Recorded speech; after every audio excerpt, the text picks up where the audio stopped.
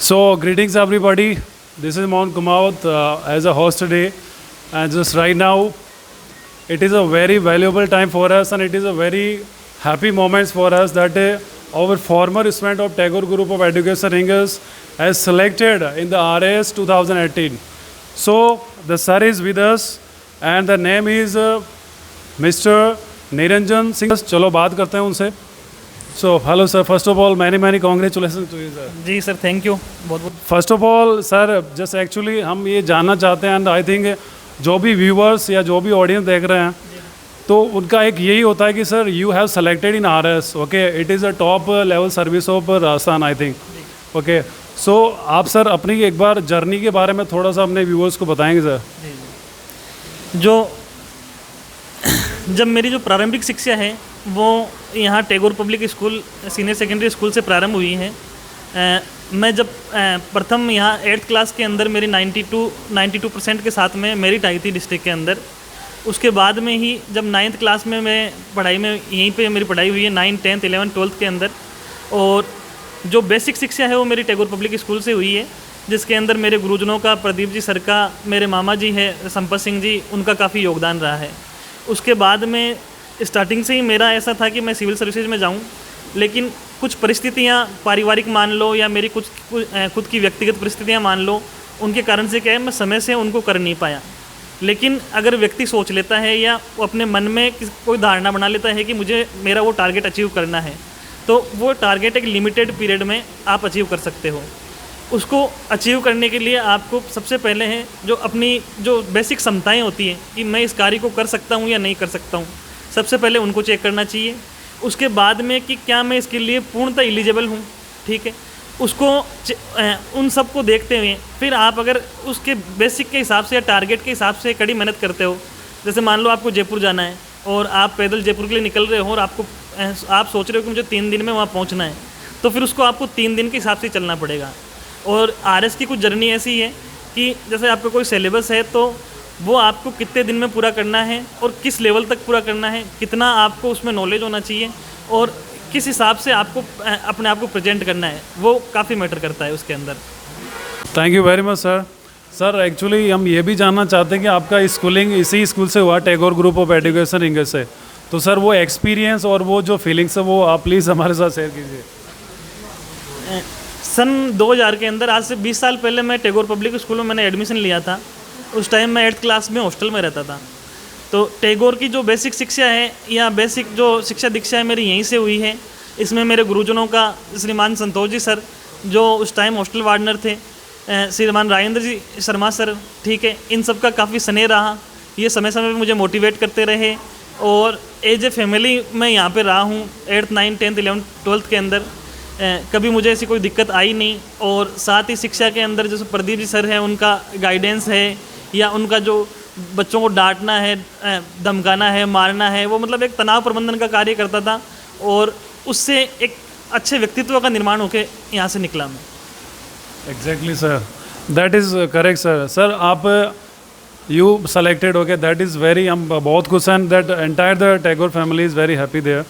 So sir regarding that आपकी जो keywords है दैट जो हमारे स्टूडेंट को आप बताना चाहते हैं कि वो भी इन फ्यूचर दैट कि IAS बने या RS बने या बड़े डॉक्टर्स बने, तो आप रिगार्डिंग योर सर्विस सर आप उनको क्या अपने कीवर्ड्स बताना चाहते हैं कि आपको ये करना चाहिए and what to do what not sir please.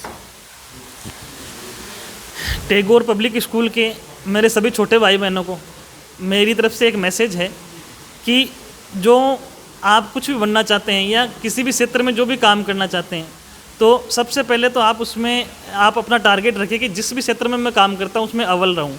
चाहे वो कोई सामाजिक क्षेत्र में हो, चाहे कोई आर्थिक क्षेत्र में हो, चाहे आप कंपटीशन की दुनिया के अंदर तैयारी कर रहे हो, आप कभी भी आधी अधूरी तैयारी नहीं करें. आप जब कोई तैयारी स्टार्ट करते हैं या कुछ बनना चाहते हैं, अपने ड्रीम्स लेना चाहते हैं, तो सबसे पहले अपनी जो क्षमताएँ हैं उनको आके कि मैं इसमें किस में बेस कर सकता हूँ कि किसी की साइंस अच्छी होती है, किसी की फिजिक्स अच्छी होती है, किसी की ह्यूमैनिटी अच्छी होती है, किसी की लेखन शैली अच्छी होती है. और साथ ही साथ मेरा कहना ये है कि जो एवरेज स्टूडेंट होता है, ठीक है, वो भी PCS की तैयारी कर सकता है. मेरे एक मित्र हैं या मेरे एक बड़े भाई मान लो आप दलपत सिंह जी राठौड़ है, वो 10th में 2 बार फेल थे, फिर 12th में 2 बार फेल थे, 6 बार में उन्होंने ग्रेजुएशन किया है अपना. उसके बाद में वो ग्राम सेवक लगे, और उनके लिए पेपर में आता है कि और दलपत सिंह बन गया आरएस। मतलब कि दलपत सिंह की जर्नी ऐसी थी कि अपनी एकेडमिक उन्होंने 15 साल में पूरी करी है, 12th से लेकर के और फाइनल ईयर तक की, और उसके बाद में 55 रैंक से वो जनरल के अंदर उन्होंने आरएस क्वालिफाई किया। तो मेरा कहने का मतलब ये है कि आरएस का जो सिलेबस है वो कोई इतना बड़ा सिलेबस नहीं है। ये हो सकता है कि कोई औसत बुद्धि का बच्चा है उसको 3 बार पढ़ के समझेगा, और कोई जो तीव्र बुद्धि का बच्चा है वो उसको 1 बार पढ़ के समझ लेगा। लेकिन अगर आप कड़ी मेहनत करते हैं और मेहनत के साथ साथ में सही दिशा, सही जो पुस्तक सामग्री है या जो नोट्स हैं उनका चयन इसमें काफ़ी कारगर होता है। उसके बाद में फिर आपकी मेहनत होती है, और मेहनत के बल पर फिर आप किसी भी अचीवमेंट को प्राप्त कर सकते हैं। Great sir, it is true that the hard work always page. ये तो पक्का है कि मेहनत हमेशा फल देती है, as the sir said already. क्योंकि और बहुत सारे ऐसे जो स्टूडेंट होते हैं जो बीच में क्विट कर देते हैं, so they give up that. So guys, जो भी तैयारी कर रहे हैं, प्रिपरेशन कर रहे हैं आरएस आईएएस की, तो इन सर से एक बार ज़रूर इंस्पिरेशन ले and just never give up guys that. Sir, हमारा लास्ट का एक मैसेज है, last that entire that in the last of this interview. बहुत अच्छा लगा आपसे मिलकर। आपकी सर जो मोस्टली एस्पायरेंट्स होता है उनकी एक वीकनेस और स्ट्रेंथ होती है। सर, आपने जो स्टार्टिंग में जब आपने प्रिपरेशन की तो आपकी वीकनेस क्या रही और आपकी स्ट्रेंथ क्या रही, प्लीज़ सर। सबसे पहले तो मैं ये बता दूं कि जो मेरी वीकनेस थी वो क्या है, मैं चीज़ों को हल्के में लेता था। कि जो इससे पहले वाला मेंस था उसमें मैं ये सोचा कि हाँ ठीक है, ये तो मैं वैसे ही कर लूँगा, कि मेरे इतने नंबर तो आए हुए हैं, इतने नंबर और आ जाएंगे, ठीक है। उसके अकॉर्डिंग मैंने कड़ी मेहनत नहीं की, तो कहीं ना कहीं ये होता है कि अपनी तैयारी ढंग से नहीं हो पाती। अपन अगर ओवर कॉन्फिडेंस में आ जाए या कहीं दूसरी चीज़ों में अपने आप को डाइवर्ट कर ले तो। और जो स्ट्रेंथ है वो है कि सबसे अच्छा पेशेंस है आपके अंदर, धैर्य है, तो आप धैर्य के अनुसार कहीं ना कहीं आप उस टारगेट को अचीवमेंट कर लेते हो। और जो टैगोर पब्लिक स्कूल में जो बच्चे पढ़ रहे हैं या जो बच्चे आगे तैयारी करेंगे जिनका भविष्य है, उनके पेरेंट्स को भी मैं ये कहना चाहता हूँ कि जो अभी जो कंपटीशन की जो प्रक्रिया है वो काफ़ी लंबी हो गई है, या इसमें कंपटीशन काफ़ी हाई हो गया है। तो आप बच्चों पे विश्वास रखें, उनको एक सही गाइडेंस दें, और बच्चों के साथ साथ में आप भी धैर्य रखें कि हाँ ठीक है, हमारा बच्चा एक दिन सक्सेस होगा। सक्सेस, असफलता, सफलता, ये सब क्या है, एक सिक्के के 2 पहलू है, ठीक है। कभी हेड आता है तो कभी टेल आता है, और कभी टेल आता है तो कभी हेड आता है। ये ज़रूरी नहीं है कि कोई पहले से आरएस में सेलेक्टेड है और वापस उसने दिया हो रैंक इंप्रूवमेंट के लिए तो वापस वो पास ही हो।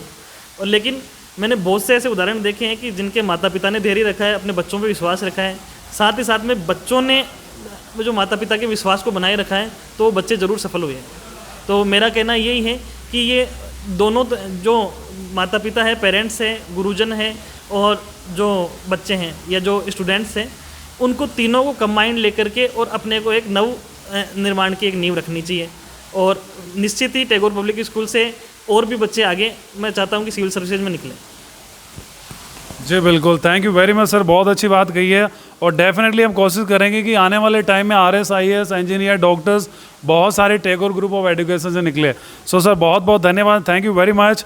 हम आपके उज्जवल भविष्य की कामना करते हैं, एंड डेफिनेटली जहाँ कहीं भी आप रहेंगे आप ऑनेस्टली ड्यूटी करेंगे, and we will meet sure sir in the future. Thank you very much sir. जी सर, थैंक यू।